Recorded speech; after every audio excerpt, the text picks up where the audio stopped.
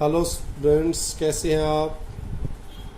10th की worksheet number first detail देख लें। Subject English worksheet number 1, date जिसमें आपको मिली है, class, name of student, student का नाम और नेम ऑफ क्लास टीचर या क्लास टीचर का नाम। ये पर्टिकुलर्स आपको भरने हैं।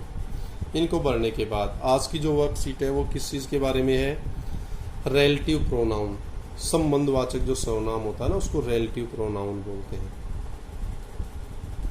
अब इसमें क्या है, relative pronoun is a type of pronoun that often introduces dependent और relative clause in sentences. Relative pronoun वो प्रोनाउन होता है जो डिपेंडेंट को इंट्रोड्यूस करता था, तो बताता है डिपेंडेंट कौन है, या रिलेटिव को बताता है। सेंटेंस के अंदर रिलेटिव क्लोज या डिपेंडेंट क्लोज कौन सा है जो इसको इंट्रोड्यूस करता है, वही होता है रिलेटिव प्रोनाउन। इसका मतलब रिलेटिव क्लोज और डिपेंडेंट क्लोज से पहले रिलेटिव प्रोनाउन लगता है। Clear? They also can stand alone as the subject और ऑब्जेक्ट ऑफ ए सेंटेंस। वे सेंटेंस के सब्जेक्ट या ऑब्जेक्ट के तौर पर अकेले आ सकते हैं, अर्थात ऑब्जेक्ट भी बन जाता है कई बार और सब्जेक्ट भी बन जाता है। क्लियर? रिलेटिव प्रोनाउन पता लग गया। ये डिपेंडेंट या रिलेटिव क्लोज के फर्स्ट वाला जो लेटर होता है वो रिलेटिव प्रोनाउन होता है, और ये सब्जेक्ट, सेंटेंस का सब्जेक्ट भी हो सकता है और ऑब्जेक्ट भी। इंपॉर्टेंट जो चीजें, हु आदमी के लिए यूज होता है, रिलेट्स टू पीपल। आदमी के लिए आप लगाओगे हु, जानवर के लिए हु नहीं लगाते। हुम ये भी लोगों से जुड़ा होता है, ऑब्जेक्ट के रूप में यूज होता है इसका। वो हमेशा सब्जेक्ट आएगा, सब्जेक्ट फिर हेल्पिंग वर्ब फिर वर्ब, और ये ऑब्जेक्ट, इसका मतलब पहले सब्जेक्ट फिर हेल्पिंग वर्ब फिर ऑब्जेक्ट आएगा। Which relates to animal and objects, वस्तुओं के लिए और जानवरों के लिए आता है विच, कौन सा। वाई रिलेट्स टू रीजन, भाई ऐसा क्यों हुआ, क्या कारण था, तो रीजन। कोज, CAUSE, कोज के लिए आता है वाई। वेन टाइम को बताता है, रेफर्स टू टाइम, कब हुआ भी ऐसा, वेन टाइम को बताता है। वेयर रेफर्स टू प्लेसेस, कहाँ हुआ, प्लेस स्थान के लिए वेयर आता है। हुज रेफर्स टू पोजेशन, अधिकार, भाई किसका है, whose pen is this, whose किसका। दैट ये refers to people, animal and things, वस्तु, आदमी और इन सब के लिए दैट का प्रयोग होता है। क्लियर? इनके कुछ एग्जाम्पल भी हैं, जैसे हु का, the musician who wrote this song is French, जिस संगीतकार ने ये गीत लिखा वो फ्रेंच है। हु रोट, अब ये सब्जेक्ट है, who wrote the song. I know the boy who sits next to me, ये यहाँ गलत टाइप है, बिल्कुल गलत है, यहाँ ये वर्कशीट में गलती है। आई नो, अब यहां इसकी जगह हो सकता है आई know the boy whom you gave books, यहाँ ये ठीक है, ये गलत टाइप है यहाँ पे। This is the cake which Mary made, ये वो केक है जो मैरी ने बनाया। अब विच, जो। Why do you know the reason why the market is closed today, तो ये क्यों। व्हेन कब, the day when the concert takes place is Saturday, जब वो कंसर्ट होता है उस दिन, समारोह कह लो आप इसको, तो उसके लिए व्हेन, कब। Where this is the house where my son was born, बता दिया कहाँ। वेयर हुज किसका, the boy whose phone just rang should stand up, जिसका फोन अभी अभी, हुज जिसका, किसका। तो आप हिंदी में भी इनका मीनिंग लिख सकते हो, हु कौन, हुम जिसको या किसको, विच कौन सा, वाई क्यों, व्हेन कब, वेयर कहाँ, हुज किसका या जिसका, दैट जो। 12 सितंबर is the date that I was born, जिस दिन मैं पैदा हुआ था। क्लियर है भाई? अब सारी चीजें क्लियर होने के बाद अब देखिए अपनी exercise. Complete the following sentences using N appropriate relative pronoun.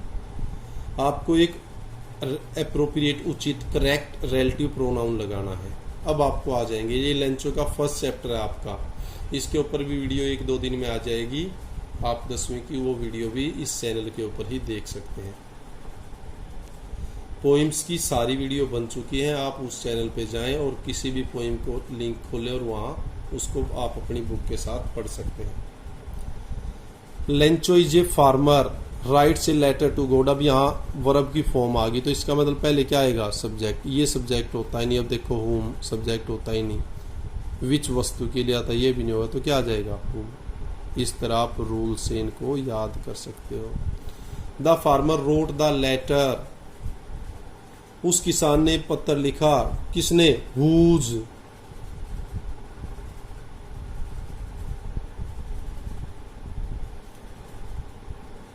या यहाँ पे क्या है, his crops were ruined when, जब। अब हुज वाला नहीं है, यहाँ क्या है, जब।